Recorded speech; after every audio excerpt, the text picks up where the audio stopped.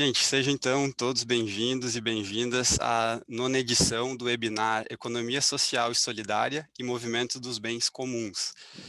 Esse webinar, então, ele faz parte de uma série de webinars organizados pelo SEI, Centro de Estudo Internacional do Esqueté, ao longo de 2020 e de 2021. Então, a gente está desde outubro, né, do ano passado já acontecendo essa série de webinars como preparação para a terceira edição da Conferência Internacional de Economia Social e Solidária e Movimentos dos Bens Comuns, que está agendada, né, próxima edição, para 2022, então provavelmente ali pelo final do ano, a primeira e a segunda edição, elas tiveram lugar em novembro de 2018 e em novembro de 2019. O meu nome é Felipe Quintão, eu sou estudante de doutoramento em ciência política no Esqueté e membro do comitê organizador da conferência. O webinar de hoje ele trata do tema Liderança Comunitária em Tempos de Covid-19, o caso brasileiro. Então, antes de apresentar os convidados, né, eu gostaria de destacar que esse webinário também ele faz parte da programação da FEICOP, a Feira Internacional de Economia Solidária e Cooperativismo, que acontece na cidade de Santa Maria, no Rio Grande do Sul, no Brasil. O evento ele já está na 27ª edição, então tem muita história, né? E uma das nossas convidadas de hoje, a irmã Lourdes, foi uma das idealizadoras do evento e participa ativamente até hoje da organização dessa feira.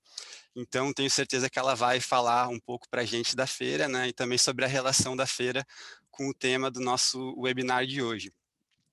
Nesse sentido, eu gostaria também de agradecer a todas as instituições parceiras da nossa conferência, então a Fundação de Ciência e Tecnologia, o Centro de Estudos Internacionais, a Associação Montepio, a CE3C, a Faculdade de Ciências de Lisboa, a Ecolise e a Universidade Federal de Alagoas. E agora vamos à apresentação dos convidados, né? Só para já dar o recado, né, de forma geral, nós temos então como convidadas oradoras, né, a irmã Lourdes Dil e a Nelsa Nespolo. A Nelsa ela acabou de me ligar avisando que caiu a internet na cidade que ela vive, né, tanto no trabalho quanto na residência dela, e ela está tentando, né, esperando a retomada da internet para se conectar aqui com a gente, mas pode ser que isso não aconteça, né? Então, a gente já conversou aqui, e o Maurício Machado, né, que é estudante de doutorado lá em Santa Maria, trabalha também com a irmã Lourdes. Caso a Nelsa não consiga se conectar com a gente, então o Maurício vai ter um momento para falar aqui com a gente também. E por fim, como orador, a gente tem o Leonardo Leal. Então, vou apresentar aqui rapidamente os nossos convidados e logo em seguida eu passo a palavra para a irmã Lourdes para ela começar a fala dela. Bom, então a irmã Lourdes Dil, ela é educadora popular, agente cooperativista, agente Caritas, agente da economia popular solidária, articuladora dos movimentos sociais, da agricultura familiar e presidente do CONSEA de Santa Maria, né, que é o Conselho de Segurança Alimentar. Ela é coordenadora também do Banco da Esperança Ação Social, da Caritas Arquidiocesana de Santa Maria. Ela é coordenadora do projeto Esperança com Esperança e articuladora da FEICOP, junto com uma equipe colegiada.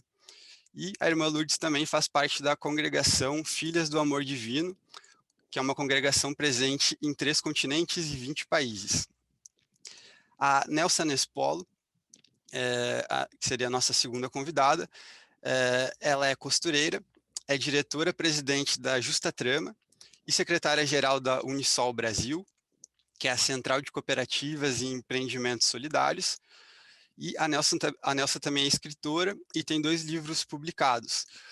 Um é Tramando Certezas e Esperanças, e o outro livro é As Tramas da Esperança.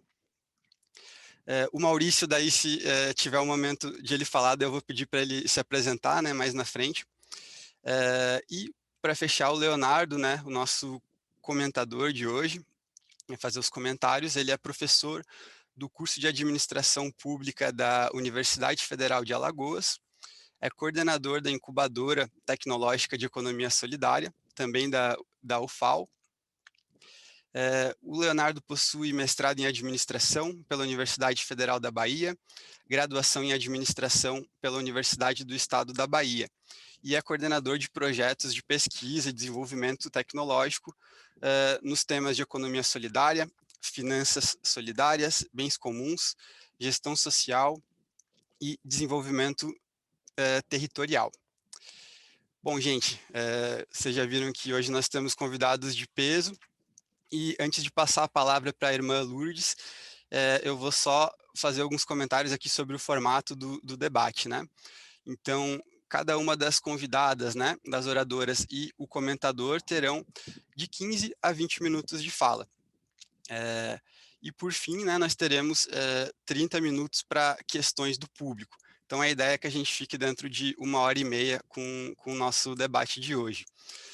Então, eu peço que quem tiver alguma questão para colocar, né, para os nossos convidados, que escreva no chat a qualquer momento do nosso webinar, que daí eu vou separar, né, as questões para colocar no momento apropriado. E como uma segunda opção, caso prefira, né, a gente pode colocar também as questões de maneira falada nesse momento final. A gente pode tentar fazer uma rodada, né, de questionamentos pelo microfone, mas não é tão certo, isso vai depender do nosso tempo, né? A gente vai priorizar quem for colocando as perguntas escritas ao longo das apresentações, e no final, se der, a gente também pode abrir um espaço para perguntas faladas, comentários, né? Alguns lembretes só, então, o webinar, ele era para estar sendo transmitido no Facebook, mas como caiu o Facebook hoje, a gente não vai transmitir ao vivo, mas ele está sendo gravado, então ele vai ser disponibilizado depois no Facebook do Centro de Estudos Internacionais e também no blog do Centro de Estudos Internacionais. E eu peço daí que todos só tomem cuidado, né, ao longo das falas aí, para só abrir o microfone no momento que estiverem falando. Tá bom, gente? Então, essas são as nossas combinações, e eu passo imediatamente a palavra para a irmã Lourdes. Obrigado, irmã Lourdes. Boa tarde, boa tarde, Felipe, boa tarde, Leandro, né? Maurício, Sofia, Ana Margarida, que teve que sair, e demais companheiros e companheiras que estão nos acompanhando nesse momento tão importante, de muita saudade, mas de muita energia. Eu estive no primeiro, acho que foi em 2018. Esse aqui é o terceiro, né? Eu tive a alegria de estar presente fisicamente lá em Lisboa. A Ana Margarida, a professora Ana Margarida havia me convidado, me organizei e fiquei uma semana para lá. Foi muito emocionante, muito legal. Então, quero saudar a todos e a todas, também aqueles que estão nos acompanhando. Torcemos que a Nelsa possa chegar em tempo, né? Questões tecnológicas também são assim, né? Nem sempre dá certo, né? E queria, então, dizer da alegria de esse seminário, essa agenda está dentro da programação da 27ª FECOP. A FECOP, então, todo mundo sabe que é um evento internacional, já tem 27 anos, é uma história, nasceu em 1994, quando nós tínhamos uma grande crise, especialmente dentro da economia solidária, do projeto Esperança com Esperança, no que tangia a comercialização. A organização acontecia, a produção também, e não se achou um caminho tão legal para a comercialização.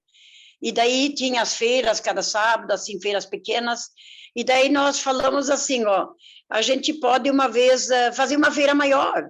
Santa Maria não tinha só as feiras livres, tinha esse feirãozinho, não era tão grande, fizemos. E na primeira edição, em 1994, então, em julho, 1º de julho, nós tivemos a presença de 27 empreendimentos de 13 municípios, a feira era regional já, e um público de 4.000 pessoas. Aquilo foi para nós o máximo, era a maior feira do ramo da economia solidária que aconteceu naquele ano. Aí terminou o ano, começamos a planejar, vamos fazer a segunda edição, vamos, e fizemos. E foi muito legal, e daí então começou o processo. Primeira feira era praticamente local, regional, depois começou estadual, nacional, internacional e intercontinental. nós já tivemos a alegria de ter 3 fóruns sociais mundiais de economia solidária. A primeira edição, 2010, quando a feira foi em janeiro de 2010, com a presença de 30 países, consequência da feira cancelada em 2009, pela pandemia da COVID, da gripe suína. Então, 2010, quando o Rio Grande do Sul, o Brasil e o mundo, né, completou 10 anos do Fórum Social Mundial, veio muitos países. E todos os países que vieram para Porto Alegre vieram também praticamente para Santa Maria. Em 2013, teve uma nova edição, né, que foi uma premiação também muito importante, um pouco a partir do professor Paulo Singe, de Feliz Memória, Nossa Saudade, né, e o BNDES premiou praticamente 50 experiências do Brasil em termos de comercialização. E a feira foi uma delas. Isso foi feito, e por isso não foi feita uma edição de 2013. Em 2018, nós fizemos, o ano que eu fui lá para Portugal, fizemos uma edição muito gigantesca também, não lembro agora os números, porque fazia 25 anos da FEICOP. Aquilo era o máximo, e foi linda. Foi um evento gigante. E assim, olhando então o início, 1994, com mais ou menos 4.000 pessoas, não tinha ainda países nem estados, só era o Rio Grande do Sul, pegar a última edição presencial gigante, que foi em 2019. Então, de 1994 para 2019, então, tiveram a presença de mais ou menos 1.000 empreendimentos, todos os estados do Brasil, praticamente 30 países, 3 continentes e um público de mais ou menos 305.000 pessoas. Gigantesca, e muita atividade formativa. Era reunião, era seminário, era marcha, era interação dos jovens, 500 jovens do Levanta Juventude. Então, a feira não é só uma feira de comercialização, é uma feira de ideias, de troca de ideias, de intercâmbios. E por isso que nós falamos que a Feira de Santa Maria é uma experiência aprendente e ensinante. Nesse contexto, então, da economia solidária, nós já tivemos experiências muito bonitas no Brasil, no tempo do governo Lula, no tempo do professor Paulo Singer, que muitas vezes também já foi para Portugal, e só na FECOP ele veio 11 vezes, gente. Ele que era o economista, né, de renome, já foi secretário de planejamento em São Paulo, no tempo da governadora Erundina. Ele foi um homem de muita simplicidade, mas muita sabedoria. E daí, então, ele sempre dizia assim, vocês podem com tranquilidade falar que a Feira de Santa Maria é uma experiência aprendente, ensinante, e hoje é a maior feira de economia solidária, nós dizíamos da América Latina. Ele disse, não, é do mundo, porque ele viajava pelo mundo, visitava essa experiência, palestrava, e ele não encontrou uma experiência tão gigante em termos de comercialização, de articulação de formação como é a FECOP. Isso nos alegra muito. Agora, tem, no meio disso tudo, muita autogestão, muita resistência, muita cooperação, muita articulação e muita parceria. Por exemplo, a feira aqui, esse ano a articulação é menor, porque ainda por causa do Covid, né? Pandemia e tudo. Mas nós trabalhamos junto com a Prefeitura Municipal de Santa Maria, com a Universidade Federal de Santa Maria, da qual o Maurício é acadêmico, trabalhamos com outras universidades, escolas, com a Caritas brasileira, Caritas do Rio Grande do Sul, Instituto Farroupilha, que é uma outra entidade de ensino, e pesquisa e extensão, e trabalhamos também com a sociedade civil organizada, assim, os empreendimentos, né?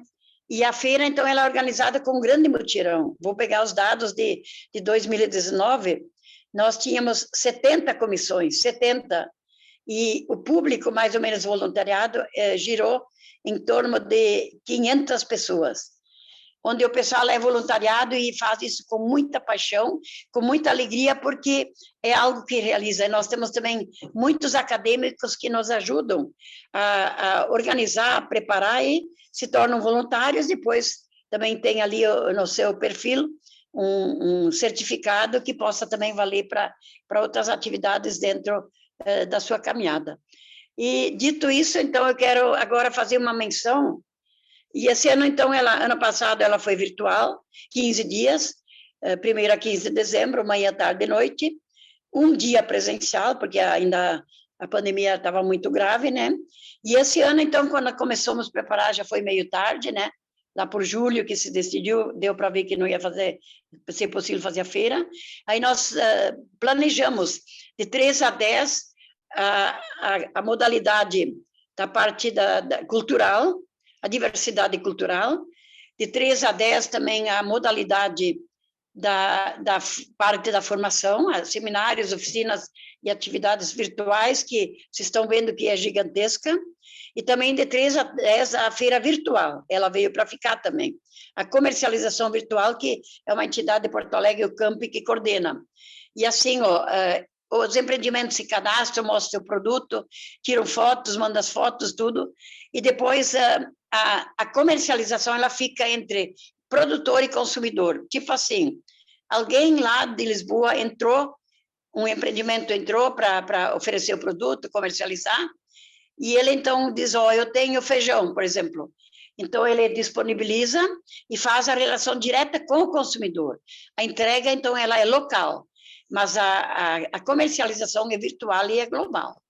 E a grande finalidade disso é divulgar os produtos, os empreendimentos.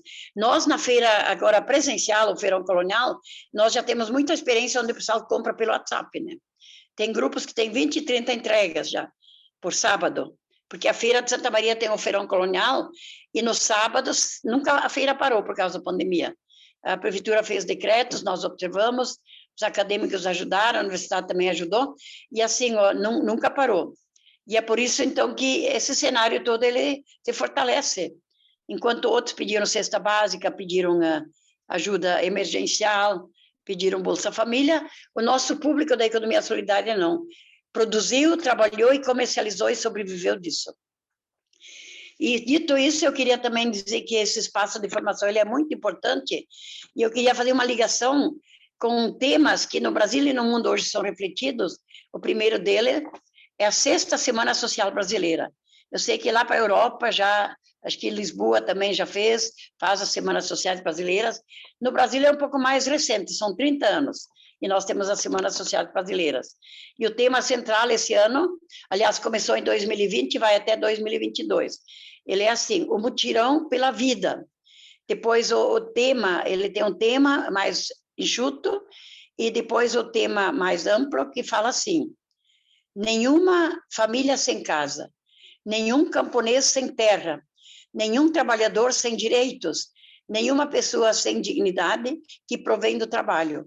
Essa frase ela é do Papa Francisco, que foi do primeiro Encontro Mundial dos Movimentos Sociais, que foi em 2014, em Roma, onde tinha a presença de mais de 100 países. E nossa alegria foi que um jovem de Santa Maria levou um kit para o Papa da nossa economia solidária, da feira também, documentário de Dom Ivo, e ele ficou hoje em São Paulo, e ele é do Levante Popular da Juventude. Então, tem esse tema, primeiro o mutirão pela vida, depois esse tema que eu falei, e a terceira parte é os eixos que estão sendo trabalhados, que fala assim, a democracia, a economia e a soberania. Então, esse trabalho todo ele está acontecendo desde 2020, lives, seminários, oficinas, reuniões, para a proposta depois fazer uma sistematização e construir um projeto popular para o Brasil. Todo mundo está acompanhando que o Brasil está muito numa situação difícil, não que o povo é trabalhador, o povo é hospitaleiro.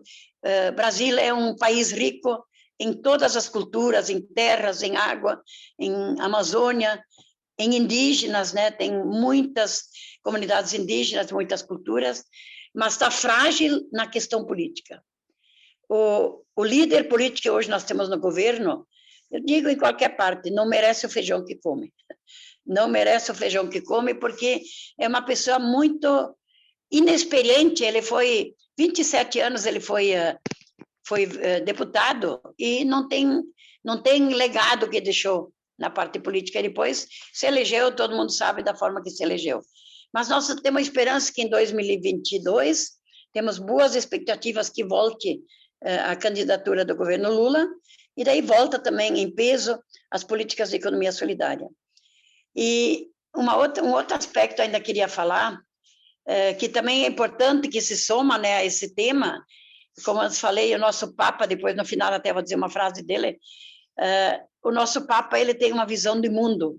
Ele veio da América Latina, ele veio da luta, ele veio do sofrimento, ele veio da Caritas, né, Serviço da Caridade Organizada, e ele lançou um desafio no dia 1º de maio de 2019. 1º de maio de 2019. Ele convocou a juventude do mundo, olha aqui, estamos só com jovens aqui, né? Ele convocou a juventude do mundo, especialmente os economistas, mas também outros, para dar um olhar sobre Assis. E, gente, essa live hoje ela é emocionante, porque hoje é dia de São Francisco de Assis. E São Francisco de Assis foi esse profeta que viveu com o necessário. Ele veio de uma família rica, e num certo dia ele falou para o pai dele, não quero isso aqui, não me interessa a riqueza, não me interessa acúmulo, me interessa exatamente o que a economia solidária prega. A economia solidária está inspirada na prática de Francisco de Assis. E daí o Papa, né, olhando a vida de São Francisco, que tem quase 1000 anos, né, delegado, ele falou assim, vamos sensibilizar a juventude do mundo, pegando especialmente os economistas jovens, mas também na administração de outros, e vamos lançar para o mundo a economia de Francisco, no caso, Francisco de Assis, né? Mas aí o Brasil também entrou de cheio, temos bons grupos, nós ainda acrescentamos a economia de Francisco e Clara, porque eram 2 jovens que tiveram o mesmo ideal, abriram congregações, tanto Francisco como a Clara, né? E nós também olhando um pouco a dimensão de gênero, a gente quis colocar, só o Brasil que colocou. E tem uma equipe central em Assis, uma equipe mundial que trabalha, então, os diferentes países, são muitos países hoje associados.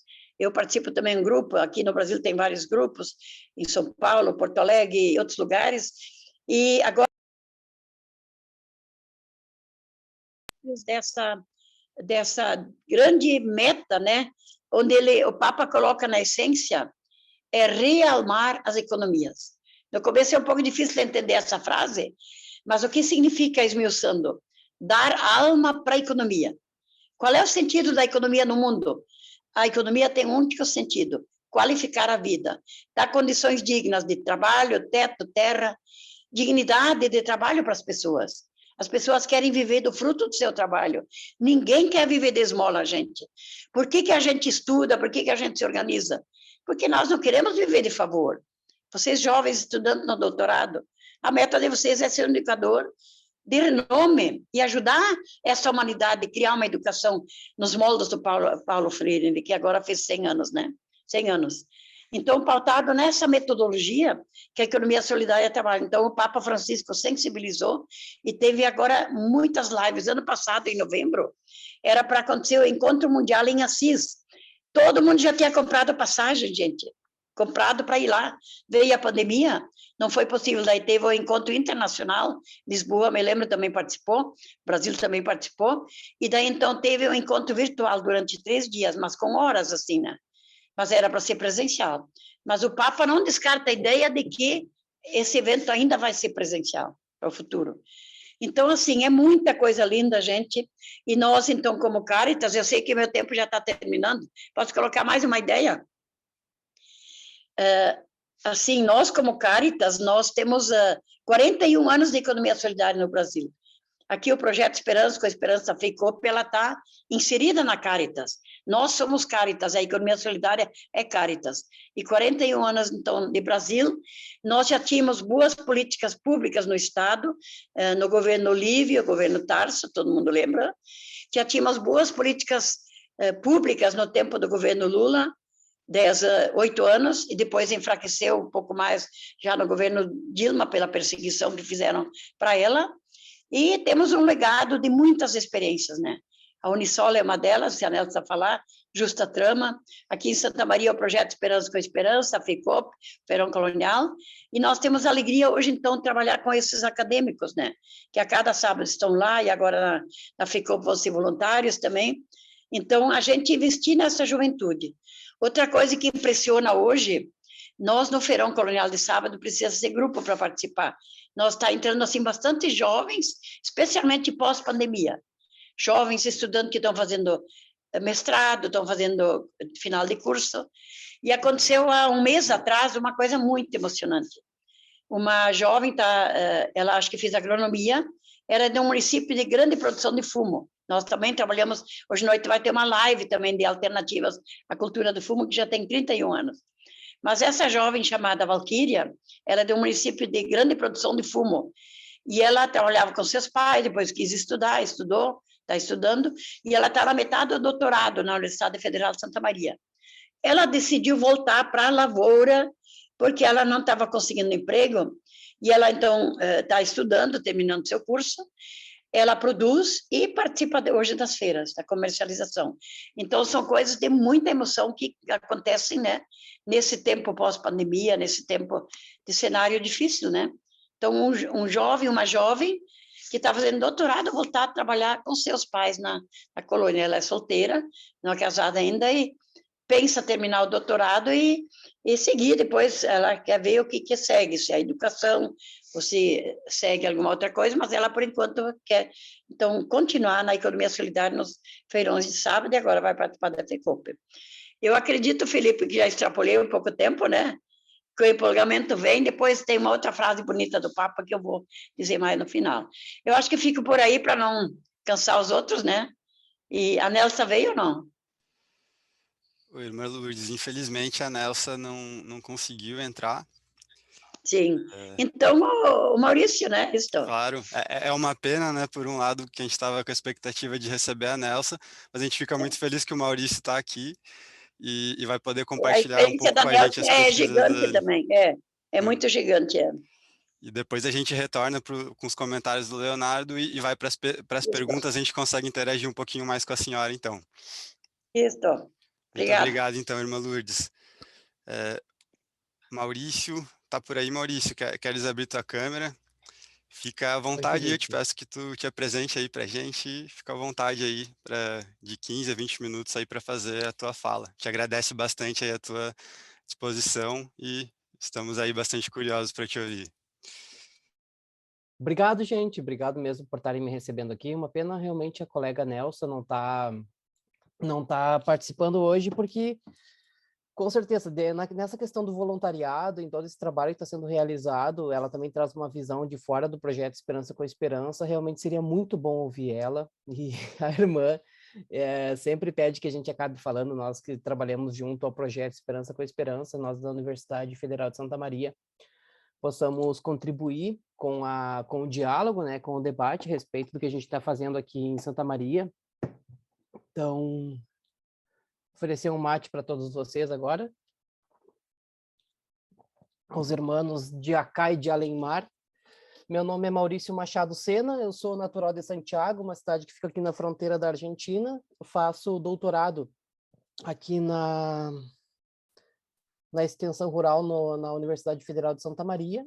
Trabalho basicamente as intermediações, as redes, os diálogos que acontecem entre a agroecologia e a economia solidária, né, com foco bastante na mitigação das mudanças climáticas, das grandes crises globais que a gente vive hoje, que para além de serem crises ambientais, são crises socioecológicas, são crises com uma grande matiz político, tem uma grande decisão política por trás dessas crises que a gente está vivendo. Então, a gente trabalha bastante com essa perspectiva. Eu, de formação, sou jornalista, mas trabalho bastante tempo já com a questão da economia solidária e a questão das ruralidades, né? Um recorte mais do território rural mesmo, que é uma das coisas fortes que a gente tem aqui no nosso estado, no Rio Grande do Sul. Eu também falo pelo Observatório La Rábida e pelo Laboratório Ibero-Americano de Inovação Socioecológica, que é sediado em Huelva, na Espanha. A gente, aqui da UFSM, nós temos um trabalho chamado Fomento à Economia Solidária, que é um programa da universidade que, vamos dizer assim, conjuga, né, a questão da pesquisa através das dissertações, teses e monografias que a gente desenvolve nas diversas áreas, um grupo multidisciplinar, a questão da extensão com o trabalho que a gente tem junto ao Feirão Colonial, que é a feira que acontece todos os sábados, vinculado ao projeto da Esperança com a Esperança, e também a questão do ensino, já que existe uma disciplina que a nossa orientadora, a professora Gisele Martins Guimarães, disponibiliza para os alunos de agronomia e das ciências rurais. Então, o que a gente está realmente tentando trazer é isso que a irmã Lourdes estava dizendo antes, um pouco que, ao invés de colocar almas na economia, a gente está tentando trazer as almas de novo para o campo, né? E que esse processo de manutenção do campesino, de manutenção das comunidades rurais e das comunidades tradicionais no campo seja um processo de escolha, que as pessoas possam realmente, como a Valquíria, que ela estava comentando antes, a nossa colega, teve um revés, né? Acabou ficando desempregada com essa grande crise que nós estamos vivendo hoje e com a imensa falta de apoio financeiro que os pesquisadores no Brasil têm em todas as áreas nesse exato momento, ela acabou se reencontrando nessa questão de trabalhar junto ao agroecossistema, junto à propriedade da família dela e reinventar essa propriedade, trazendo uma culinária mais rural, uma culinária, uma gastronomia mais caseira, né? Então, realmente está sendo um grande sucesso que a Valquíria está fazendo ali. E como essa história que a irmã Lourdes estava falando, a gente tem várias no Feirão Colonial. Então, basicamente, o que nós, da Universidade Federal de Santa Maria, estamos tentando fazer, através do projeto de fomento à economia solidária, é manter e gerar possibilidades do feirão se manter aberto. A irmã Lourdes, ela é uma grande guerreira, ela é muito generosa, vocês viram como ela referencia muito as pessoas, os grupos a qual fazem parte do Projeto Esperança, mas grande parte da responsabilidade do projeto está sobre os ombros dela por ela ser essa coordenadora. Apesar da autogestão ser super fomentada dentro do Projeto Esperança com Esperança, a nossa referência para quem a gente olha quando a gente precisa é a irmã Lourdes, porque ela está aqui carnalmente, ela sempre referencia muito o Dom Ivo e outras pessoas ligadas à Igreja Católica, mas ela também ela é a pessoa que resolve as coisas. Então, durante a pandemia, a feira, eu falo a nossa feira porque a gente também faz parte dela, né? O Feirão Colonial, ele não fechou em nenhum momento, é um grande orgulho da irmã isso. A gente conseguiu, junto à Universidade Federal de Santa Maria, organizar uma série de protocolos, né, para que as pessoas pudessem, para que os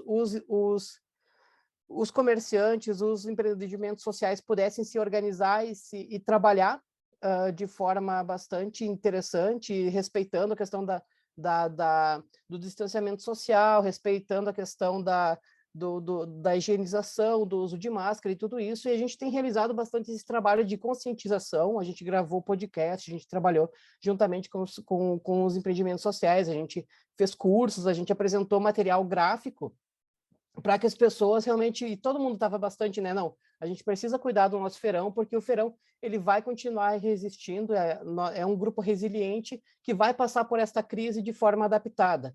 Infelizmente, lógico, né, algumas pessoas, como houve uma proibição de que pessoas com mais de 60 anos não puderam ficar na banca em si, porque são vários grupos e várias famílias, né, muitas famílias acabam a Nelson está entrando agora, muitas famílias acabam não entrando, né?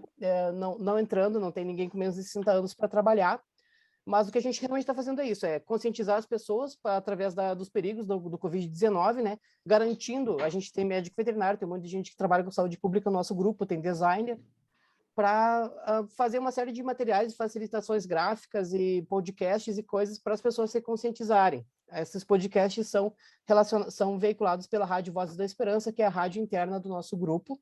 Também a gente tem um trabalho de realmente trazer essa juventude para dentro do Feirão Colonial através da utilização massiva das redes sociais, do Instagram, do Facebook, do YouTube, porque para as pessoas, para os jovens poderem ver que sim, existe um local em Santa Maria que investe muito na questão da produção agroecológica, orgânica, né, mas com uma filosofia agroecológica, com bastante princípio agroecológico, né? A gente tem uma produção local muito forte, a gente tem a questão da nossa culinária aqui de feira bastante desenvolvida, tem artesanato realizado por essas pessoas. Então, tudo isso é essas duas frentes que a gente trabalha basicamente, de tentar fazer o pessoal se conscientizar que a Covid-19 realmente é um problema muito grande e tentar trazer essa juventude para dentro da feira, porque essa juventude que a irmã sempre fala e o novo bispo também acabou falando na última bênção que ele deu ao grupo, que é o que realmente vai fazer o feirão andar, né, e realmente integrar essa juventude à feira. Isso são os materiais. Mas como a Nelson entrou, o que tu acha da gente abrir para ela, Felipe? Eu posso também depois com esclarecer e conversar, falar mais algumas coisas. Perfeito, Maurício. A gente te Perfeito. agradece por compartilhar aí também um pouco dessa parceria, né, essa ação ativa aí entre universidade e todas as instituições aí ligadas à economia solidária. E acho que vai ser bem completo hoje. A gente te ganhou aí como conteúdo extra, né, para a gente conhecer um pouco e mais um trabalho aí que acontece na região. E a Nelsa está por aqui. Vamos ver se ela conseguiu conectar. Nelsa, consegue habilitar teu áudio, tua câmera? Para ver se está tudo bem aí, se a Estou internet tá... aqui. Oi, que ótimo. Nem acredito. Surpresa boa. Tudo bom, Nelsa, Nelson? Boa tarde. Oi, irmã Lourdes, tudo bem? Nelson, então se tá tudo certo por aí, eu passo a palavra para ti. A irmã Lourdes acabou de falar, né? Foi uma fala de 15 a 20 minutos. O Maurício também falou. Agora pode ser a tua fala também de 15 a 20 minutos. E em seguida a gente tem o Leonardo para fazer comentários. Pode ficar à vontade, então. Só entrei bem na hora, então, é isso? Bem na hora, extremamente pontual. Bom, gente, eu, por problemas aqui na internet, realmente caiu a internet em toda a região aqui do norte de Porto Alegre. Estou conseguindo entrar com os dados móveis, então perdi um pouco a fala que teve, mas eu vou, como eu tinha preparado um pouco, ia colocar, vou falar a partir daqui, né? É tão bom a gente estar num debate desses, que tem uma dimensão tão grande, e eu tinha preparado falar um pouco da realidade, que é o que nos atordoa muito aqui, e vim até o que a gente está fazendo, né? E quando eu falo que nos atordoa, sobretudo nos deixa muito triste, assim, a forma como, de modo muito especial, a política pública tem andado no Brasil. Tenho certeza que vocês também devem estar acompanhando bastante. Então, a gente aqui com quase 600 mil mortos, né? Uma situação de pobreza realmente muito gritante na nossa volta. O Brasil já está nos 27,2 na extrema pobreza, vivendo com R$ 8 por dia, e muitos a gente sabe que não consegue ter nem isso, né? Mas também o que muito nos indigna, acaba dando força também para a ação, pela indignação, é que em 2020, dos 45 bilionários que a gente tinha, passou para 65 em 2021. Em 2020 entraram 45, em 2021 entraram mais 65, pulou para 65. Então, por mais que a gente está vivendo uma consequência de uma sociedade capitalista que é muito desigual e que traz essas consequências tão sérias para a gente. E essas desigualdades também, elas têm cor. 77% são negros, né, que estão na extrema pobreza, 21,9% são brancos. Então a pobreza também vem carregada com a questão da cor da pele. E assim, contar assim, o que nos indigna também muito é que a gente tem uma destruição total do planeta, no Brasil, de modo muito especial. A gente está aí com um governo que liberou 967 agrotóxicos que antes estavam proibidos, só nesse governo Bolsonaro. Isso interfere exatamente na nossa ação, porque nós somos uma cadeia, né, do algodão orgânico. Então, a gente sabe que em toda a nossa volta tem essa contaminação desses agrotóxicos que são nocivos para as pessoas e para o meio ambiente, né? E nesse sentido, assim, eu falar da gente, o que nós produzimos aqui são roupas orgânicas. O algodão convencional, ele em média é 1 quilo de agrotóxico para poder ter 1 quilo de algodão para fazer a roupa. Esse quilo de agrotóxico é muito agrotóxico, 25% dos agrotóxicos no mundo, eles são jogados sobre os pés do algodão.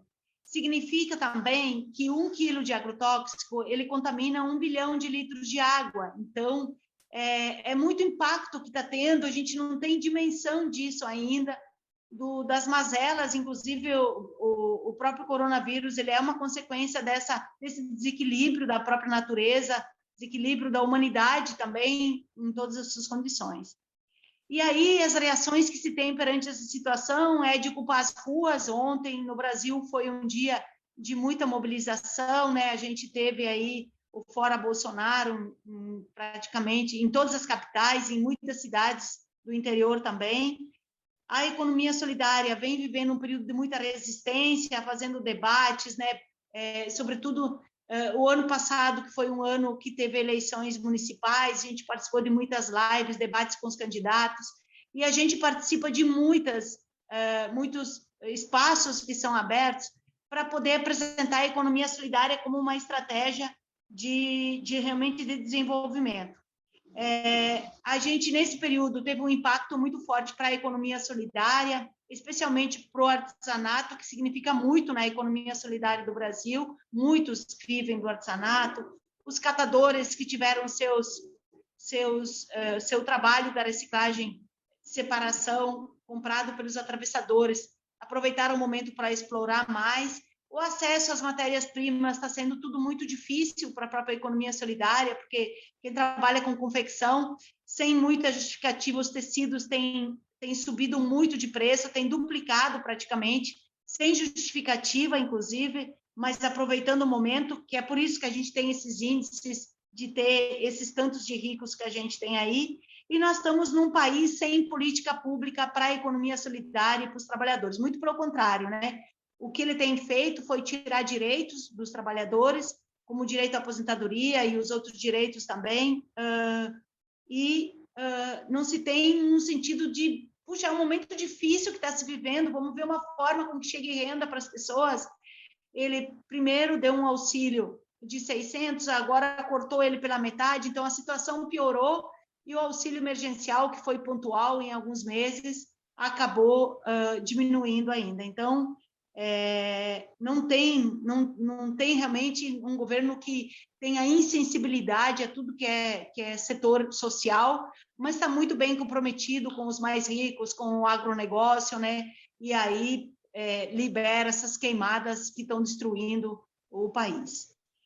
A economia solidária, além disso, está com uma lei na Câmara ainda, né? Da Câmara foi para o Senado, voltou para a Câmara, a lei nacional da economia solidária. Ainda não temos uma lei a nível federal, mas estamos aí na luta para isso, né? E fazendo muita batalha aí para... Ontem nós tivemos um debate aqui no Rio Grande do Sul, no estado, e a manifestação dos que estavam presentes foi esse esforço em fazer campanhas para que cheguem cestas básicas às pessoas que estão na volta, passando por muita necessidade. A gente, então, vou falar um pouco mais da Justa Trama, né? A gente tem vivido um período, o ano passado, para nós, foi o ano que a gente mais colheu algodão, assim, a gente superou esse ano, inclusive, foi uma colheita muito boa, o clima foi equilibrado na questão das chuvas, então a gente ficou muito feliz. Foi um ano que a gente teve que se adaptar muito rápido a essa forma que o coronavírus chegou, porque a gente não pôde mais se encontrar, e a Justa Trama ela é formada pelos 5 elos, né, que atravessam o Brasil. Os agricultores lá no Nordeste que plantam algodão agroecológico, e dentro da agroecologia, ele de forma consorciada, junto com o gengelim, com o milho, com o feijão, né, que é o que garante a sustentabilidade da terra. Todo o processo de cuidado é feito com produtos naturais para não contaminar o meio ambiente, como uma planta que se chama NIM, onde com a cauda se joga sobre os pés do algodão e ela repele o bicudo, né? Então, tem sido esse esforço muito grande da gente. Em Mato Grosso do Sul, no maior assentamento do Brasil, no assentamento Itamaraty, a gente planta o algodão que já nasce na cor Gubi, e aí em Minas Gerais é onde a gente faz o fio, o tecido de uma empresa recuperada, a Coopertextil.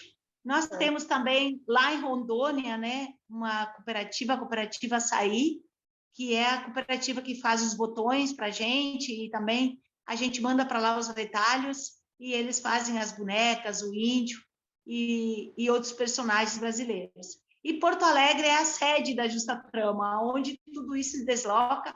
Aqui a gente tem uma cooperativa que tem 25 anos, né, que a gente faz todo o processo de corte, costura, né, faz também a malha, nós temos um tear para poder fazer a meia malha. Já trabalhamos o processo do tingimento. A população a nível nacional, com certeza, assim, foi um momento muito baque para a gente, mas logo a gente começou a fazer máscaras. Nós produzimos, nesse período, em torno de 130 mil máscaras orgânicas que chegaram até as pessoas nesse momento difícil. E a gente também investiu muito na questão do nosso site, porque o nosso site precisava dar conta das pessoas poderem receber esses produtos nesse momento difícil, né? Então, a gente desde adaptou para ser umas peças mais aconchegantes também, levando em conta que as pessoas começaram a ficar muito em casa, e adaptamos o site e estamos conseguindo manter as vendas. Fruto desses debates, acho que tem fruto também das pessoas terem melhorado a sua consciência perante os orgânicos, né? Então, um período bastante importante para a gente, que conseguimos avançando, né? Mas difícil também, porque a gente estava acostumado a se encontrar 2 vezes por ano para fazer todas as discussões de como tocar, justa trama, e a gente teve que fazer isso de forma virtual. Isso é difícil para a gente, mas estamos conseguindo fazer para discutir, para tocar em frente e poder realmente dar conta. E a gente percebeu muito nessa caminhada que na nossa comunidade é onde a gente mais sente esse impacto realmente desse momento que a gente está vivendo. Então, aqui nós temos um banco comunitário que se chama Justa Troca. A gente trabalha com uma moeda que é o justo. Vou mostrar aqui para vocês. Essa moeda aqui, que é de 10 justos, ela é aceita em toda a nossa comunidade. Aqui são mais de 1.000 famílias. Quando chega num lugar, ele dá um desconto por ser com justo. Então, na verdade, a gente fala que 10 justos valem mais que 10 reais, que é a nossa moeda oficial, né? Porque os lugares dão desconto quando as pessoas chegam. A gente também vinha no processo de fazer cursos de capacitação, a gente teve que suspender com o coronavírus, né?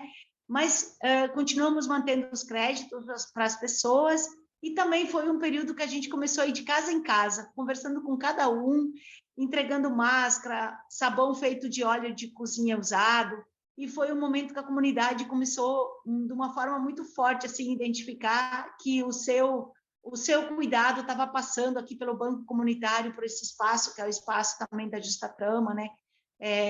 E sentir que, pela ausência do poder público municipal, estadual e federal, tinha a gente cuidando da gente mesmo. Então, um pouco o que a gente está fazendo aqui, muitos outros lugares estão fazendo também, de fazer chegar, nesse momento de pandemia, cestas básicas até as famílias. Então, muito assim, comprando produtos da agricultura familiar e do MST, do Movimento dos Trabalhadores Sem Terra, assentados, produtos orgânicos, onde as pessoas têm muita emoção quando comem uma moranga, uma batata, né, uma cebola, tem um outro gosto porque não teve o veneno que foi aplicado, e é isso que só a agricultura familiar e a agroecologia consegue fazer chegar até a população urbana. Então, são momentos, sim, que a gente está vivendo de muita... em outros momentos podia ser assistencialismo, mas é de muita solidariedade, porque quem tem fome precisa comer, quem está com frio precisa de agasalho, e quem não tem onde morar precisa de um teto, e a gente não tem política pública que esteja preocupada com isso. Não é nem que não dê conta, não está nem preocupada, não tem isso nem no horizonte disso. Então, a economia solidária tem se demonstrado, mais que nunca, como uma estratégia profunda de desenvolvimento, porque inclui as pessoas, mesmo que para todo mundo tenha sido difícil esse momento, o fato de você não ter um patrão que te manda embora ou que desiste do negócio, a gente teve que buscar formas de viabilizar nosso negócio, tocar para frente. A gente é capaz de fazer solidariedade entre os trabalhadores e trabalhadoras, a gente é capaz de buscar parceria para poder avançar e fazer isso. Então, acho que a economia solidária, se alguém tinha alguma dúvida ainda, nesse período, especialmente de pandemia, foi um período que demonstrou, mais que nunca, que ela é uma estratégia de desenvolvimento, de inclusão das pessoas. E agora, que deu uma acalmada aqui sobretudo na contaminação, no número de mortos, a gente começou a voltar com os cursos, e eu quero compartilhar com vocês um fator muito importante que está acontecendo. Antes da pandemia, a gente queria fazer os cursos, profissionalizar o pessoal para poder desenvolver uma atividade, era uma busca, assim, era ligar para as pessoas, era uma insistência.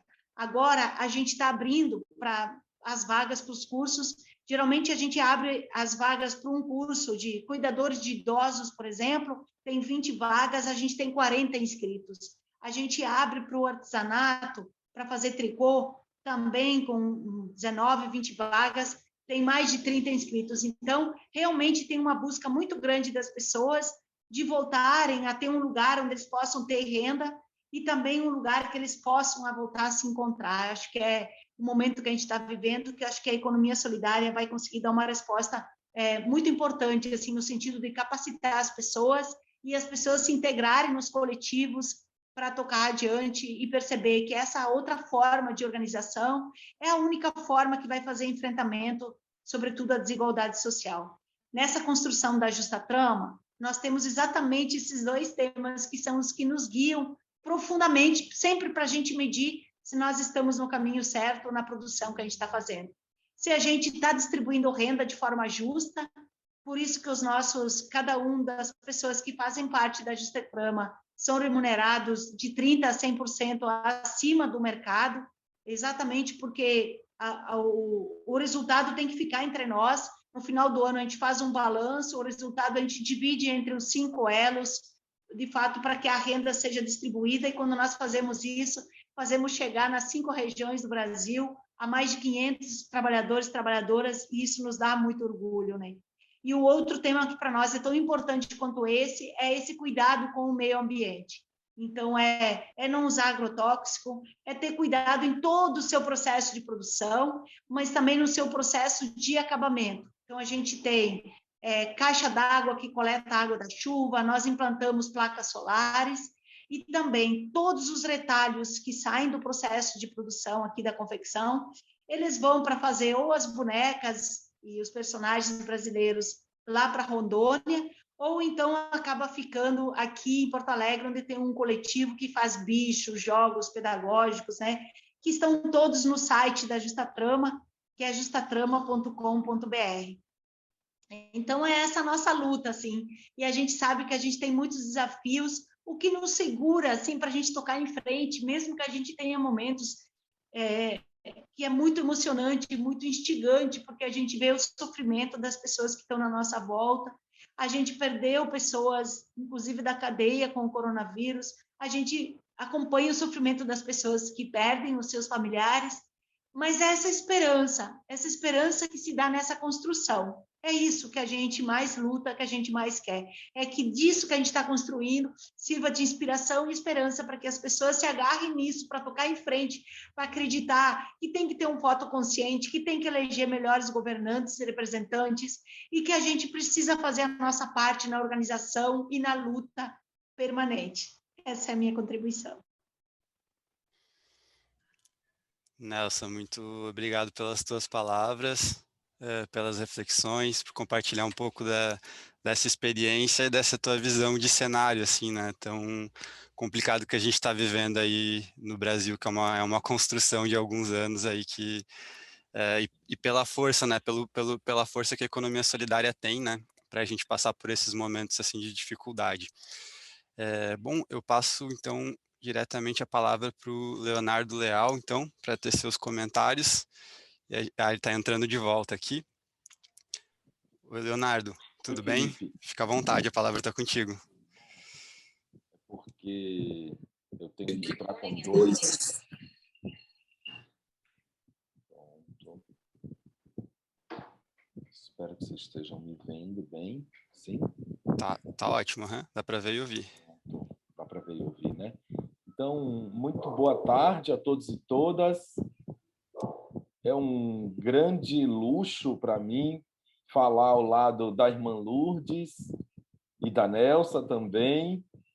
Um grande gosto estar aqui com vocês nessa tarde. Quero agradecer a minha companheira Ana Margarida, né, de várias jornadas, vários trabalhos juntos, ao Felipe Quintão também, que acabo de conhecer, e desejá-lo boa sorte agora na jornada lá em Lisboa, no STE, daqui a pouco ele está migrando para lá, não é, Felipe? Viva! E aos colegas que nessa tarde de queda internacional das redes sociais, né, meio que um crash aí das redes sociais, se disponibilizaram, está aqui conosco. Eu vejo aí que Jeová estava aqui, o Peterson também, tem o André Girardi está aí. Então, agradeço a quem, né, se dispôs a vir aqui à nossa atividade e tal. Felipe já deu um pouco no início conta aí da nossa trajetória de trabalho com esse projeto, né, que nós temos da economia social e solidária e dos Commons, né? É um projeto acadêmico que eu e Ana Margarida vimos tocando e outras pessoas vieram se somando também nesse barco e tem dado super certo enquanto um espaço de articulação internacional para a economia solidária, e a gente tem conseguido, né, mobilizar muitos ativistas intelectuais brasileiros e de outros países da América Latina também, da Iberoamérica, de África. Então, tem sido assim muito responsável e congruente com aquilo que é a cidade de Lisboa, né? Essa cidade portuária e que acolhe, né, tantas nacionalidades, e a economia solidária tem tido ali no ISCTE um espaço de acolhimento muito importante, né? Junto com os trabalhos, se somando aos trabalhos do professor Rogério Roque Amaro, que criou o primeiro programa de mestrado em economia social e solidária da Europa, já vem aí de longa data formando uma geração muito incrível, né? De ativistas, pesquisadores, né, gestores públicos no tema da economia social e solidária. E esse diálogo com o Brasil é incontornável, né? E aí é por isso a importância da presença aqui de Nelsa e da irmã Lourdes também, que já esteve lá na nossa conferência, como ela mesmo bem lembrou aqui, presencialmente. Não me recordo agora se foi no ano de 2018 ou 2019, mas foi 2018. 2018, na primeira edição. Foi 2018 na primeira edição, não é? Em novembro foi. Eu tenho fotos, nós dois juntos, na mesa lá, irmão. Sim, você coordenou uma mesa, exatamente, foi muito legal. Sim, foi 2018, era a Margarida confirmando aí. Vou ver se até o final da nossa reunião eu recupero a foto aqui e mando para a senhora. Daqui a pouco, até o final do nosso encontro aqui. Mas queria pontuar alguns aspectos assim que são assim congruentes com o tema, né, que a gente está propondo hoje aqui, e acho realmente, repetindo, insisto nisso, da maior importância a presença de vocês aqui, porque coincidentemente assim no final da segunda onda da pandemia, nós coordenamos um trabalho de pesquisa que procurou identificar e mapear o papel de lideranças comunitárias no contexto da pandemia, né? E nós fizemos isso ali na cidade de Maceió, né, por conta dos nossos trabalhos na Universidade Federal de Alagoas, e analisamos e entrevistamos lideranças de 100 organizações da sociedade civil na cidade de Maceió que estavam atuando diretamente no combate, na mitigação. Minha câmera está funcionando, Ana Margarida. Você me vê, Felipe? É que como o áudio está sendo captado por outro aparelho, a imagem central que vem, né, aqui é a do teu áudio, não a da câmera, mas lá em cima a gente consegue te ver. Tá bom. No pequenininho ali. Eu vou juntar. Pronto, agora vou fazer isso. Mas estava assim, Ana. Dá para ouvir bem. Agora está melhor, Felipe? Está melhor, está melhor. Está centralizado. Pronto, agora. Vou seguir aqui nesse modelo. Então, dando sequência que vinha falando, nós fizemos esse trabalho de procurar entender qual a contribuição, qual o papel de lideranças comunitárias, em especial de organizações de economia social e solidária, mas não só, estavam tendo frente à pandemia. E elegemos ali um grupo mais ou menos de 5 eixos analíticos, né, para entender esse trabalho. E antecipando assim algumas considerações que nós fizemos, que a gente observou é que, quase que literalmente, as lideranças e as organizações da sociedade civil atuaram como espécies de governos locais nessas comunidades, né? O caso de Paraisópolis ganhou as páginas dos jornais, mas aquele caso é emblemático do conjunto de muitas organizações da sociedade civil atuando nas periferias das cidades brasileiras. E aí eu quero, cumprindo aqui o meu papel, trazer essa primeira questão para a irmã Lourdes e para a Nelsa desenvolver um pouco mais sobre como se deu a interação, desde uma perspectiva cooperativa, mas numa perspectiva também, em alguns casos, conflitiva, com governos locais, né, governos estaduais, na experiência, né, do trabalho que vocês têm desenvolvido, né? Uma das coisas que a gente observou lá em Alagoas foi que muitas dessas organizações que já vinham atuando em seus territórios a partir de redes de solidariedade, de interorganizacional com outras organizações da sociedade civil, conseguiram fortalecer as suas redes e atuar de forma mais incisiva ainda em suas comunidades, enquanto e ao largo de uma dificuldade muito grande dos governos locais conseguir estabelecer um diálogo com essas comunidades.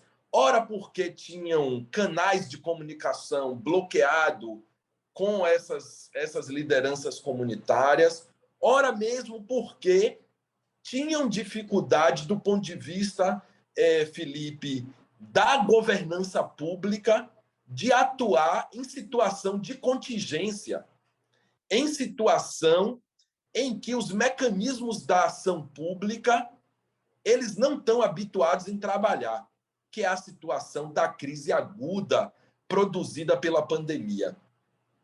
E as organizações da sociedade civil, os empreendimentos de economia solidária, como estão habituados a trabalhar nesse contexto de adversidade, tiveram uma facilidade muito maior, né, de navegar, de se relacionar com as comunidades, com as famílias que necessitavam, naquele momento, de socorro, necessitavam de organização. E aí, para mim, o caso de Paraisópolis ele realmente se torna emblemático, mas falaria lá também do caso da comunidade do Vergel do Lago. Nelsa, eu não sei se Nelsa lembra, mas eu tive aí nos processos de formação da Justa Troca lá no início, né, Nelsa? Temos fotos juntos lá trabalhando na implementação do Banco Justa Troca, na criação da moeda social e tal. Mas pronto, a comunidade conseguiu implementar um regime, uma lógica de moeda social na comunidade do Vergel do Lago em menos de 2 meses para poder criar uma linha específica para acesso a recursos voltado única e especificamente para o consumo das famílias, né? Alimentos, remédios, que era uma demanda muito premente no contexto dessa comunidade Vergel do Lago, na cidade de Maceió. Então, a primeira questão que eu queria trazer é sobre essa, né? Essas duas, primeira, essa interação cooperativa,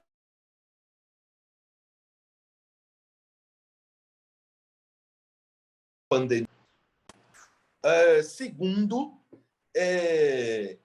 como se deu essa capilaridade dessas organizações, né, de economia solidária e da sociedade civil no relacionamento com as pessoas que mais necessitaram, que foram mais atingidas pelos efeitos da pandemia, né? Não só pelos efeitos e consequências da infecção pelo vírus, mas também os efeitos mais de natureza socioeconômica no contexto da pandemia. Então, para esse momento e para dar espaço também a outras pessoas que queiram perguntar, eu queria trazer assim esses 2 elementos. Eu tenho um terceiro, não sei se já posso falar agora, Felipe, eu deixo para depois. Acho que pode ser, Leonardo. Aproveita já. Pode Certo, falar então já agora vou melhor, falar. Ele né? é mais breve. Irmã Lourdes, Nelsa, eu ouvi vocês falando muito de como nós, na economia solidária, fomos habilidosos em conseguir converter, e a irmã Nelsa, a irmã Lourdes, que a irmã Lourdes, que tem uma experiência incrível na organização da FEICOP, que, para quem conhece, é uma coisa colossal em termos de tamanho, né? Dificilmente a gente encontra algo similar em termos de tamanho, né, de um evento, de uma feira de economia solidária, e a gente conseguiu fazer uma conversão, de certa forma, rápida para o ambiente virtual. Muitos colegas, professores, pesquisadores, ativistas também, têm colocado que isso trouxe efeitos, ora positivos, ora negativos, para a democracia internas, para os processos democráticos e a participação no interior das nossas organizações de economia solidária.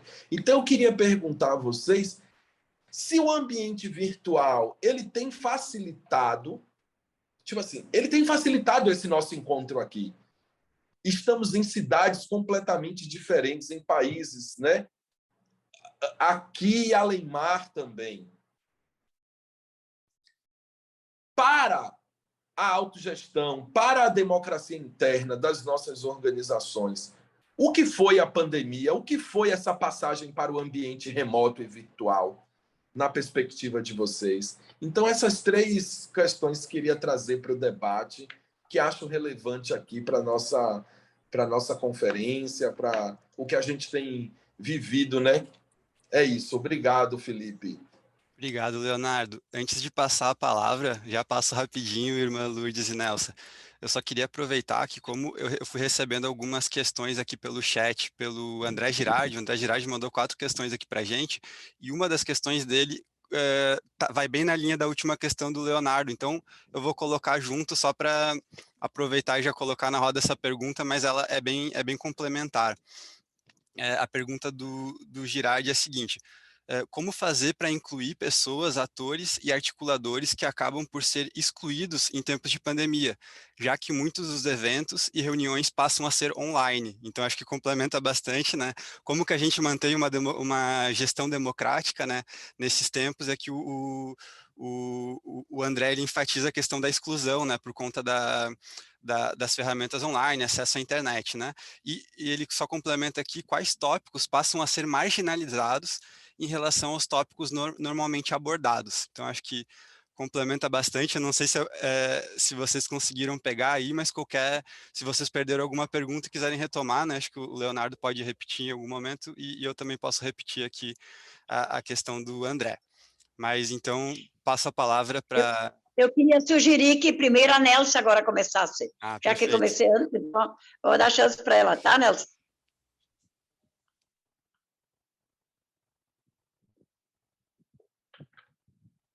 Tá desligado o áudio, Nelson, a gente não tá te ouvindo ainda.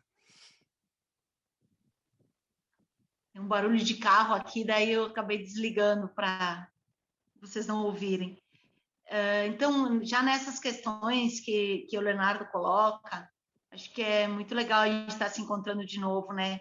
A interação com os governos, eu quero te falar antes da pandemia e depois, né? Com os governos, vou falar muito da ação da gente, né? Dessa construção da Justa Trama.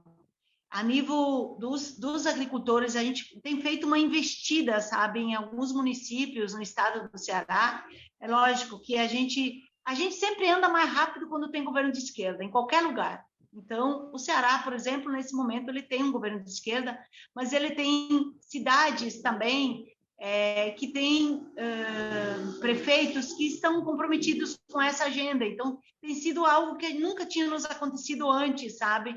De poder debater junto com os secretários da Agricultura, da gente discutir a questão da expansão, de encantar mais agricultores para vir para o plantio.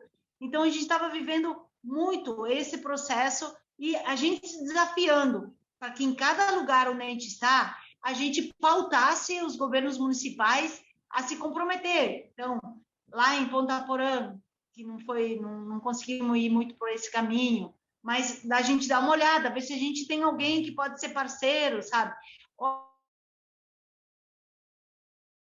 em Pará de Minas, aqui, mas em Porto Alegre. Só que, assim, em alguns lugares tu anda exatamente porque tu encontra um governo que está mais aberto a nível de estado, então ele consegue influenciar a nível local. Agora, aonde não tem, gente, não anda nem antes e nem durante a pandemia. Então, durante a pandemia, a reação foi a mesma, assim. Foi um total, aqui em Porto Alegre tem um total desligamento dessa situação. Os pobres são para alguém, mas não tem a ver com a prefeitura. Então, a gente tem conseguido chegar às cestas básicas, e foram muitas, sabe, Leonardo, aqui a gente tem, no nosso da comunidade, como é que está o desemprego, a situação econômica, o que eles gostariam de se profissionalizar, a visão, inclusive, que eles têm do banco, mas nós temos, assim, em torno de 1.000 famílias. A gente fez chegar aqui quase 2.000 cestas básicas nesse período da pandemia. O recurso veio da onde? Veio de parceiros, veio de entidades, veio de quem acredita no trabalho que a gente está fazendo e sabe que a gente vai fazer esse trabalho e vai fazer as cestas básicas chegarem. E buscamos também com a Fundação Banco do Brasil.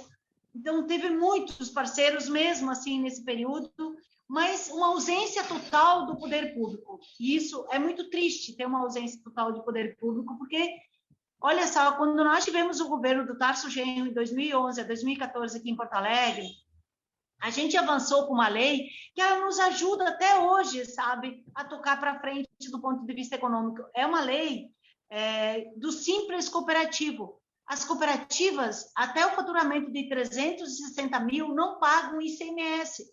Um ICMS que significa 16%, 17%, 18%, dependendo do produto que a gente faz. Então, é uma forma da política pública fortalecer esse trabalho. E ele continua, e ele vale. Para a gente, aqui como cooperativa, significou muito isso economicamente. A gente pode fazer outros investimentos, pode ter retiradas melhores, fruto de uma política pública.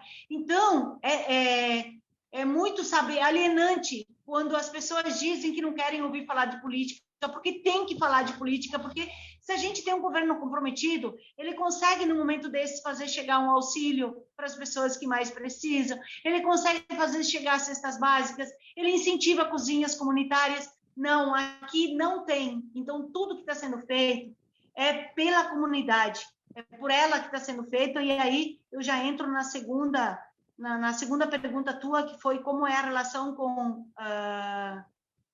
os impactos, sobretudo economicamente, das pessoas que mais precisam. A gente mapeou aqui na Vila, sabe, quem está numa situação mais difícil. E é legal, sabe, Leonardo, porque teve muita gente que entrou nessa lista de receber a cesta básica porque estava desempregado, e quando conseguiu o emprego, nos disse, olha, agora eu não preciso mais, já estou numa situação melhor, já consegui resolver o problema, sabe? Então, também essa solidariedade que só existe nessa classe, sabe, dos trabalhadores e trabalhadoras. Não tem isso, sabe, em outro lugar você não encontra. É algo de cumplicidade de poder estar tocando. Então, a gente também fez um empenho muito grande, sabe, de buscar a cesta básica com tudo que a gente pudesse, e aí a gente foi ampliando. Teve um momento que a gente ampliou para outras comunidades aqui do entorno, para não ficar só na nossa comunidade. E aqui a gente tem a presença muito grande de imigrantes, então, sobretudo venezuelanos, haitianos, que estão aqui, e imagina como é que eles estão nessa pandemia, né? Muitos estavam vendendo produto como camelô, vendendo produtos nas calçadas. Foi um período terrível, assim, e eles sem amparo. Então, foi muito da gente buscar essas parcerias, sabe? E a gente tem distribuição de cesta 1 ou 2 vezes por mês aqui, envolve a cooperativa toda para fazer esse trabalho. Eu acho que isso é algo muito que nos marca muito profundamente. E, sobretudo, que as pessoas dizem, sabe, Leonardo, quando recebem, assim, essa gratidão, que é uma gratidão de sentir na gente um ponto de esperança, sabe, para tocar para frente. E aí a questão da terceira questão, que é a conversão para o virtual e para o que tem de positivo e negativo, e aí já emendando a pergunta do André, sim, eu acho que Infelizmente, nós não temos um país que tem uma política pública de banda larga, porque isso já devia ter sido resolvido para a população, porque então nós podíamos, nesse período, não precisava ter parado a educação. Começou, inclusive, quando voltou a educação, ela voltou com as escolas particulares, exatamente porque nas escolas particulares os alunos têm um poder aquisitivo melhor que os das escolas públicas, então tinham acesso à internet.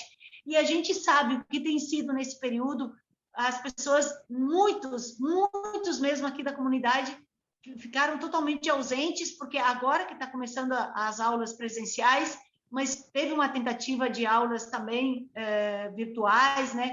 E não tem acesso, não tem, gente. Imagina, essas pessoas estão pegando cesta básica, como é que elas vão ter dinheiro para ter uma banda larga, sabe? Para ter um acesso à internet?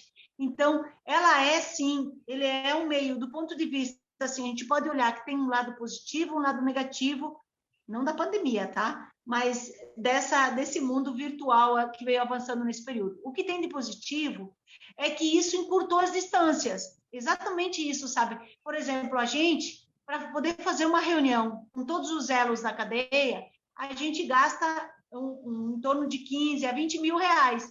Agora, a gente consegue fazer com cada um estando lá no seu local, mas com uma presença reduzida.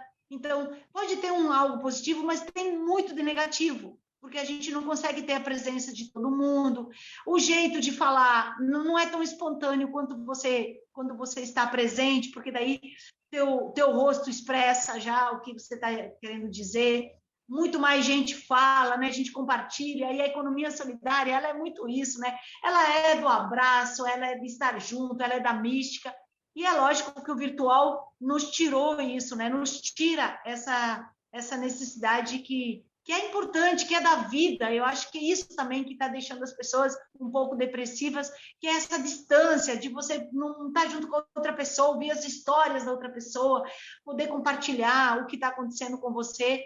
Então, eu acho que isso carrega muito fortemente, né? Por isso que a gente tem as reações que tem, mas eu acho que talvez o que ela tenha de mais positivo é ter encurtado as distâncias. Isso eu acho que é realmente um fator muito importante, mas ela tem sim esse fator que acaba excluindo os que não conseguem ter acesso, a gente acaba ficando mais carente afetivamente pelas distâncias, os debates, para mim, eles não têm o mesmo calor humano, sabe? Então, é muito, cada um dá uma opinião, e às vezes você quer dar a sua opinião, mas você, não, acho que eu vou deixar assim, porque já tem muita gente que já colocou. Então, eu acho que ela tem esses dois lados. Mas, do ponto de vista econômico, com certeza, sim, muita gente está totalmente fora dessa nossa conversa, fora desse mundo, porque não acessou. E não é só do ponto de vista econômico, sabe?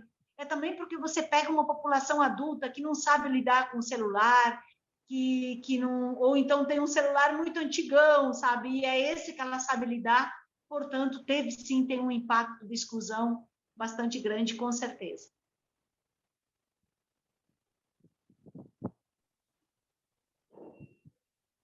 Viva! Felipe. Obrigado, Nelson. Obrigado, Leonardo. Irmã Lourdes, pode ficar à vontade. Isso, eu não vou assim detalhar cada questão, porque a Nelsa já enfocou bastante, Leonardo, e os demais que fizeram, o Felipe, né? E me associar, então, a essa fala, a questão governamental, claro, todo mundo já sabe como está a situação no Brasil, caótica, né? Nosso estado também não está bem. Mas, nesse período, com esses desafios políticos também, a sociedade civil, a economia solidária, criou uma resistência forte de se unir, de trabalhar integrado, de buscar soluções, mesmo que os governos não ajudem, muitas vezes, em vez de ajudar, atrapalham. Sobre a questão, então, nesse tempo de pandemia, aquilo que ela falou já na questão virtual, muitos empreendimentos também se qualificaram, mas aquilo que a Nelsa falou, né? Muitas vezes as condições econômicas não permitem que a pessoa tenha uma internet qualificada, que ela tenha um acesso à tecnologia, né? E sem falar essa questão, então, emocional. Ter um encontro presencial onde tu abraça, onde tu conversa, onde toma um chimarrão, que o chimarrão também, agora no Brasil não é mais coletivo no momento, mas ele tem que voltar. O sentido do chimarrão é ser coletivo, é fazer a roda do chimarrão. Nessa dimensão também da solidariedade, fala um pouco aqui de Santa Maria da região, no sentido assim, o clamor da fome é muito grande. Era e é e será, com certeza, pós-pandemia. Nós também aqui tivemos muitos parceiros, acessamos também, foi o primeiro projeto que acessou o recurso da Fundação Banco do Brasil, foi em abril do ano passado. E daí nós tínhamos feito o nosso projeto para 1.000 cestas básicas. E quando vimos, nós envolvemos todas as comunidades, vilas e bairros, as lideranças, para fazer depois ajudar a fazer a distribuição. Quando vimos, nós tínhamos 1.500 famílias inscritas, tendo apenas 1.000 cestas básicas. Fizemos para nós, esse coletivo, um desafio no sentido assim, nós vamos buscar o que falta. E foi dito e feito. Então, nós temos aqui o Banco de Alimentos,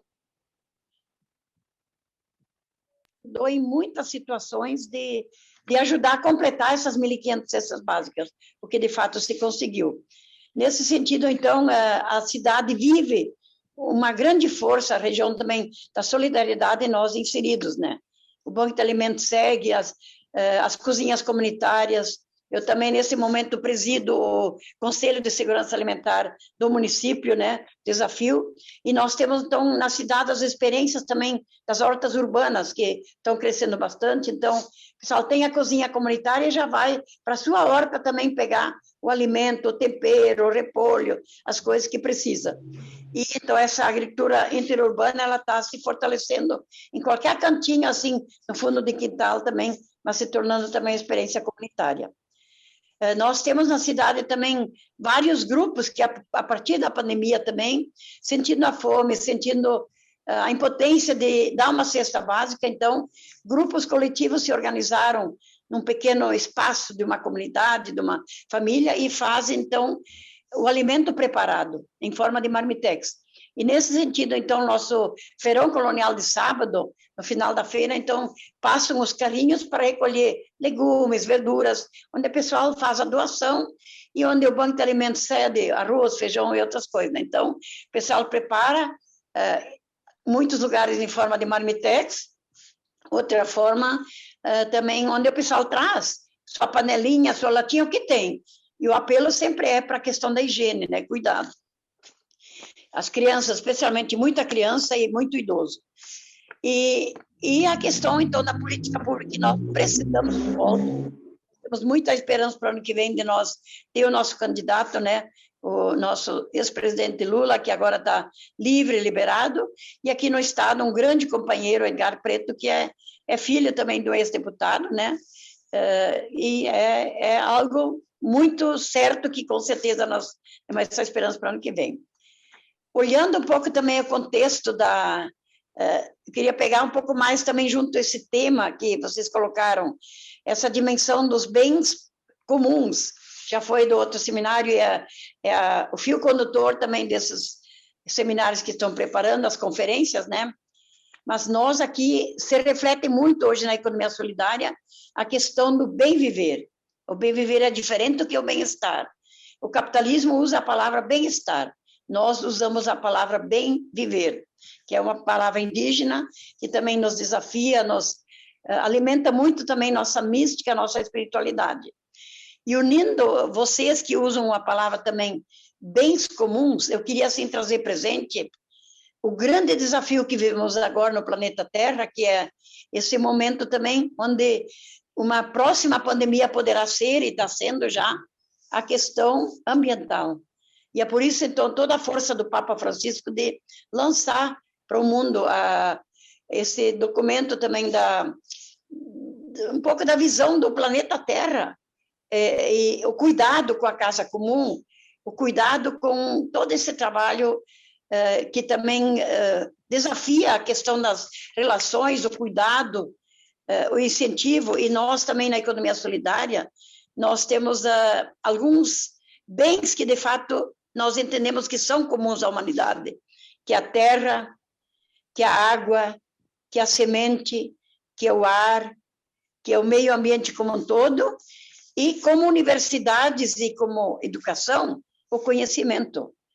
O conhecimento não pertence a uma universidade, a um governo, não.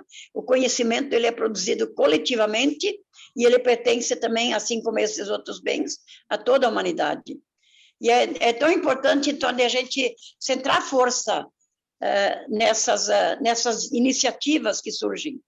E antes já falei que nós, na Sexta Semana Social Brasileira, nós temos este foco do cuidado com a vida, né?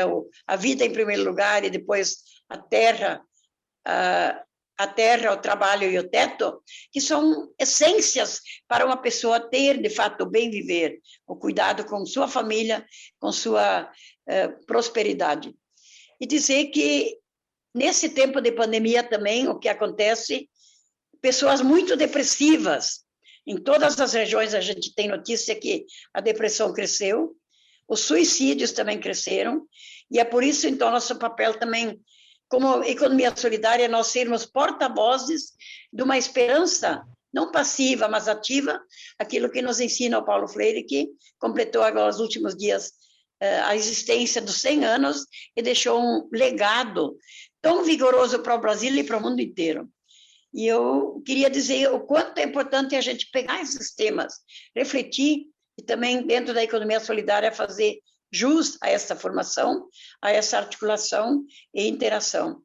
E nós também aqui, a feira que se agigantou, foi mais no tempo também do deputado Valdeci Oliveira, quando era prefeito, o presidente Lula, quando era presidente, né? E nós seguimos rigorosamente a metodologia do Fórum Social Mundial, que aponta esse outro mundo possível e essa outra economia que já acontece.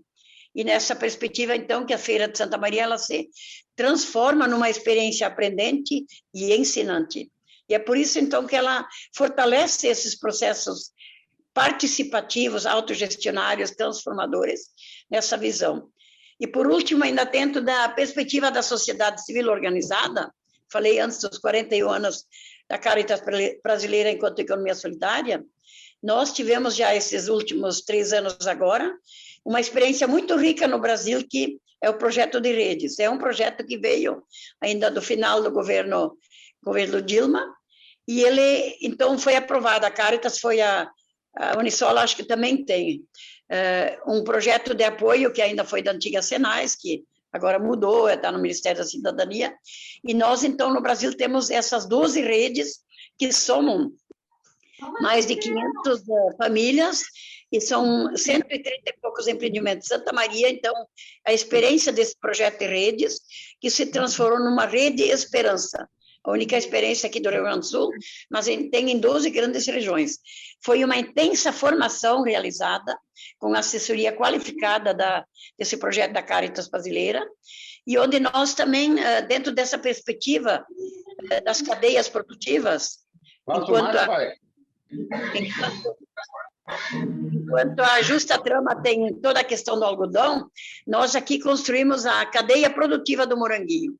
Aqui no sul é muito forte o moranguinho, e as regiões fumageiras, onde os empreendimentos param de plantar o fumo, partem para alternativas, uns para hortigranjeiros, outros para agroindústrias, e temos, então, um projeto significativo da cadeia produtiva dos moranguinhos, onde o pessoal vende in natura, mas faz também as geleias, faz a cuca, faz diversidades nessa área, então. Dizer assim, alimentar-se do verbo esperançar, através de uma mística da resistência, da profecia, é palavra de ordem agora para esse tempo, e a gente não voltar atrás. Será um outro tempo onde a própria comercialização ela caminha para o virtual, mas nunca, jamais será dispensado a questão presencial. Tanto assim que a FEICOP veio para ficar de forma virtual, mas ela continua ficando para a questão presencial. Tanto assim que esse ano teremos, então, 3 dias presencial de 8 a 10 e uma semana virtual que começou ontem, de 3 a 10. Fico por enquanto isso, depois eu quero dizer minha frase final, da mensagem do Papa, e não sei se respondi tudo, Leonardo, é muita coisa para um pouco tempo, mas acho que A Nelsa deu uma boa pincelada e eu completei algumas ideias. Tá ótimo, irmã Lourdes, muito obrigado pelas ideias.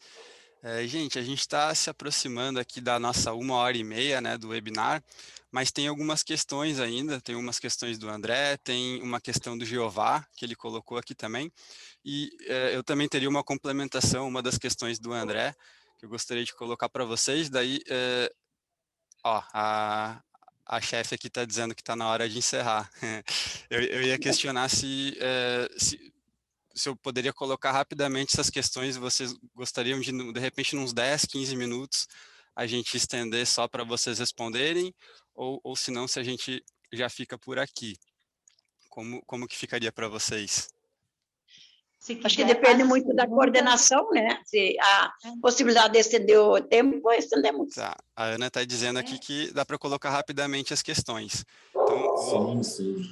vou colocar aqui de forma bem objetiva, né? Peço que vocês daí fiquem à vontade para responder, né, irmã Lourdes e a Nelsa, e já na própria fala já aproveitar e fazer uma fala final aí para a gente ir encerrando. Pode ser? Pode. Perfeito, então.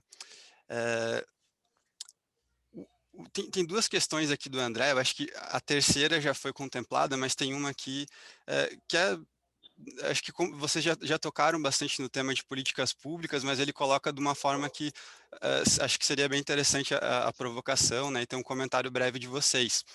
Ele falou assim, ó, como que impactou a rede de economia solidária no país e no Rio Grande do Sul o fim do SENAIS, né, que é a Secretaria Nacional de Economia Social e Economia Solidária, né, e das políticas federais de fomento e apoio à rede, né, que foram muito importantes, acredito também, no crescimento, né, e na capilarização das redes a nível nacional, né? E quais foram os principais ensinamentos desta ruptura, né, desse apoio federal, para quanto uma potencial dependência de políticas públicas federais de alguns setores da economia solidária no Brasil? Então, essa seria uma primeira questão. A segunda questão do André é como são abordados temas difíceis dentro da articulação de economia solidária. Por exemplo, assuntos excluídos normalmente na agenda, trazidos por vezes por minorias da rede ou por grupos, e temas um pouco com pouca representatividade dentro da rede, né? Então, como que esses grupos minoritários, né, essas pautas que não são como que vocês lidam, né, para tentar ser mais inclusivos nesse sentido?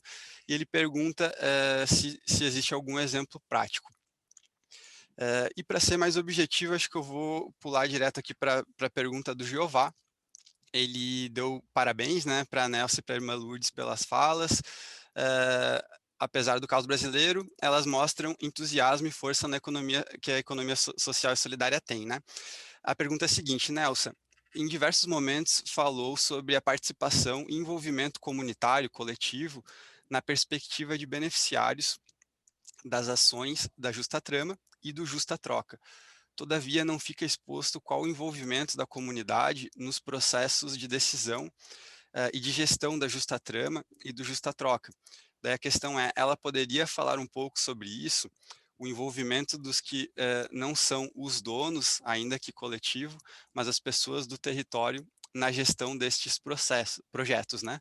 Eu acho que também conversa um pouco com a questão do André, e então passo a palavra aí para a irmã Lourdes ou para a Nelsa, fiquem à vontade, se quiserem inverter agora, a irmã Lourdes responde. Pode seguir a Nelsa, porque eu quero concluir com a minha frase do Papa. Beleza, combinado. Fica à vontade, Nelsa. André, eu queria começar com o que impactou a economia solidária e o fim das SENAIS, né? E o que a gente aprendeu. Assim, vou falar bem minha avaliação. Assim, eu acho que a gente conseguiu ter uma presença na política pública em nossos governos de esquerda de uma forma muito pequena. Assim, a gente queria mais disso. A gente conseguiu ser um departamento dentro de um ministério, então, com pouca força também, para a gente poder fazer valer tudo que a gente poderia ter feito valer. Segundo a fala do Roberto Marinho, em várias vezes que esteve aqui no Rio Grande do Sul, a gente, aqui no estado do Rio Grande do Sul, onde o governo criou uma Secretaria Estadual de Economia Solidária, a gente conseguiu avançar mais em leis para a economia solidária do que o governo federal nos seus todos os anos com uma secretaria. Então, eu acho que fez bastante, sobretudo, assim, ela significou muito esse elo, sabe, da gente ter algo em comum que unificasse. Bom, se a gente pegar os dados do que éramos, quantos nós éramos em 2000 e quanto que nós éramos em 2014, foi, assim, um passo gigantesco que foi dado no número de empreendimentos que surgiram e que foram mapeados. Então, eu acho que muitas vezes se avança na política pública muito mais pelas pessoas que estão desenvolvendo a política pública, e aí tentam fazer das tripas coração, vão atrás, articulam, do que pelo recurso de fato que tem. E a economia solidária, ela precisaria de muito recurso para a gente poder fazer chegar aí equipamentos para os empreendimentos, para poder chegar a qualificação, para poder chegar mais formação. E é lógico que quando tu não tinha nada, tu tem isso, mesmo que não seja tudo que a gente queria, mas que foi um passo importante no sentido de botar na mesa de um governo e de um país esse tema da economia solidária. E aí, de uma hora para outra, vem um golpe. Não é uma troca de governo que teve. Talvez se a gente tivesse passado direto do Lula da Dilma para o Bolsonaro, a gente tinha condições de assimilar isso por uma escolha da população. Mas a gente teve um golpe onde nos foi tirado isso. E isso impactou muito na economia solidária, sabe? Foi como... E ainda isso veio casado com o Paul Singer, com a perda dele, sabe? Então, foi algo muito impactante, e isso impacta. E não quero te dizer, assim, que é um sentimento de dependência. É como, assim, quando você está tocando um negócio que você está a 1000, e aí te tiram os braços que você tinha, mas você continua com as suas pernas tocando adiante.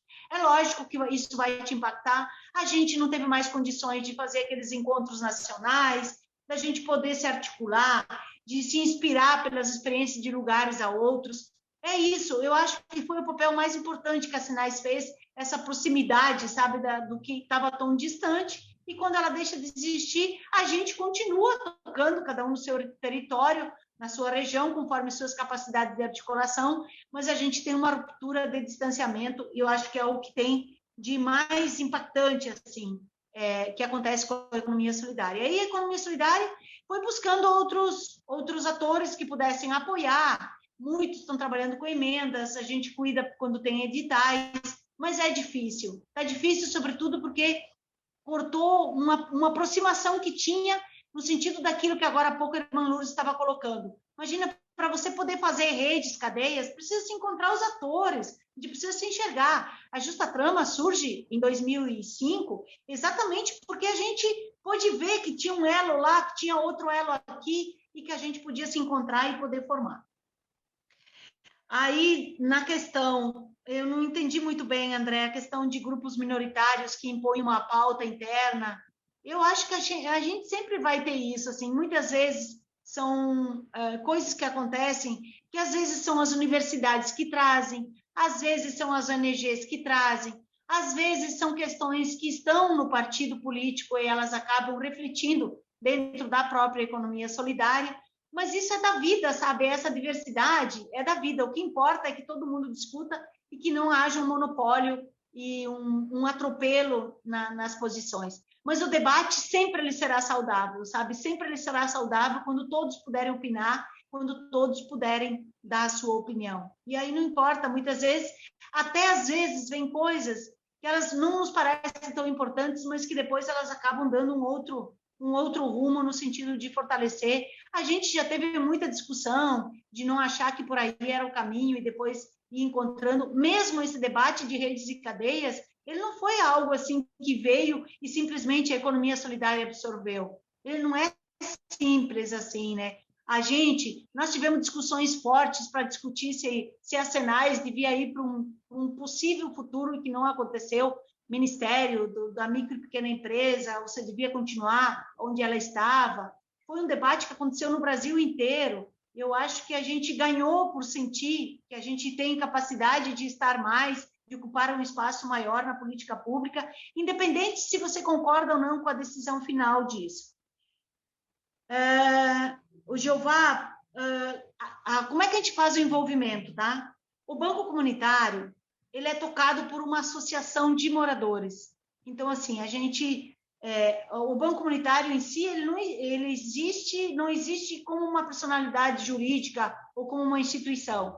Ele é uma ação que é desenvolvida pela associação. Então, a gente tem eleição da associação, a gente tem mobilização da comunidade para discutir desde as questões das políticas públicas, violência às mulheres, a questão mesmo da pandemia. Então, a gente chama a comunidade para conversar, para discutir, para tomar posições. O próprio banco foi uma decisão, não foi uma decisão de algumas pessoas que quiseram, a partir da experiência de outros bancos, trazer o banco para cá, mas nós fizemos muitas assembleias com a comunidade para ver se ela achava que devia ser por ali ou não, para fazer essa tomada de decisões importante. Então, para nós, não tem importância nenhuma nós tocar um banco se não tiver a presença permanente da comunidade, tanto nas decisões. Agora mesmo a gente está fazendo uma pesquisa de casa em casa para que todo mundo possa opinar sobre o banco, sobre o que ele gostaria que fizesse, sobre por onde tomar o caminho, né? Então, para a gente é muito forte isso da democracia, e eu acho que não existe meia democracia, ou é democracia radicalizada, ou então a gente não chega a uma mudança. E quanto à justa trama, a gente faz as reuniões cada vez... Não, a pesquisa, Leonardo, está sendo de casa em casa, pessoal, pesquisa sendo feita em todas as famílias. São 3 jovens aqui que estão fazendo isso de casa em casa. E ainda da justa trama, nós fazemos as reuniões cada vez num local. Então, assim, quando a gente faz lá no Ceará, participa todo mundo que for da associação, a gente faz um desfile com as pessoas, com os filhos dos agricultores, para poder envolver a comunidade local. Quando a gente faz lá em Rondônia, tenta envolver o máximo possível de gente, faz em espaços públicos, conversa, sabe? E cada vez a gente faz um local, porque a gente sabe o quanto que é a importância e o envolvimento de todo mundo. Santa Maria, a gente cansou de fazer desfile envolvendo o pessoal da feira, para que eles participem, que dê suas opiniões no estilo de coisa que a gente está fazendo, nas roupas, na compreensão. E a Justa Trama tem uma direção que é formada por 3 pessoas de cada elo, onde a gente vai compartilhando, traz as reflexões do local, né, de cada uma das cooperativas, que tenta representar esses 500 trabalhadores e trabalhadoras e poder tomar as melhores decisões. A gente não deixa de participar de nenhum espaço que a gente tiver, porque a gente sabe que isso é para inspirar, é para dizer que esse é o caminho para tocar para frente, e essa é a nossa compreensão de construir um país, um mundo com mais economia solidária, com esse jeito de distribuir renda, com esse jeito de cuidar do planeta, que é o que a economia solidária faz, e disso a gente tem uma convicção profunda e tenta, né, com todos os esforços possíveis, emitir isso na prática da vida e da ação da gente. E eu quero agradecer muito, Felipe, por esse convite, por ter estado aqui, para a gente debater isso, pelas perguntas que vieram, que também nos ajudam a refletir bastante. E vamos lá, gente, firme, porque essa pandemia vai passar, e a gente vai se ver de novo, e a gente vai estar fortalecendo esse trabalho, que ele é tão importante para mudar esse mundo que está aí. Isso, como a Nelsa tocou assim, em todas as questões, eu vou dar só uma pincelada sobre a questão, essa tanto das Senais como aqui também no Estado, né? Impactou, sim, e muito diria assim, a destruição das Senais no Brasil, a partir do golpe também. Porque hoje as Senais não existem, ela tem uma mini secretaria no Ministério da Cidadania que não representa quase nada. E um dos impactos nossos foi que quando o governo Lula ganhou as eleições, muitas das nossas lideranças foram lá para Brasília no governo. Isso deu um impacto aqui na base muito forte. Isso também se percebeu, se avaliou, é salutar por um lado, porque qualificou lá, mas fica muita coisa capenga aqui na base. Então, nós temos que preparar, de fato, mais lideranças para assumir essa dimensão das políticas públicas, mas não descuidar o trabalho de base, que é fundamental para... E a mesma coisa aqui no Estado, né? No Estado, nós tínhamos essa Secretaria Estadual de Economia Solidária, inclusive a Nelsa era secretária, né? e foram feitos enormes trabalhos. Chegou outro governo, os primeiros dias já destituiu, diz, isso não me interessa. Mas, nesse sentido, então, acho que a sociedade civil, a economia solidária como um todo, as organizações de apoio, as universidades, está aqui o Maurício, antes falamos, né? Na medida em que reforça esse apoio, as coisas não param. E nós, em Santa Maria, não paramos e não vamos parar.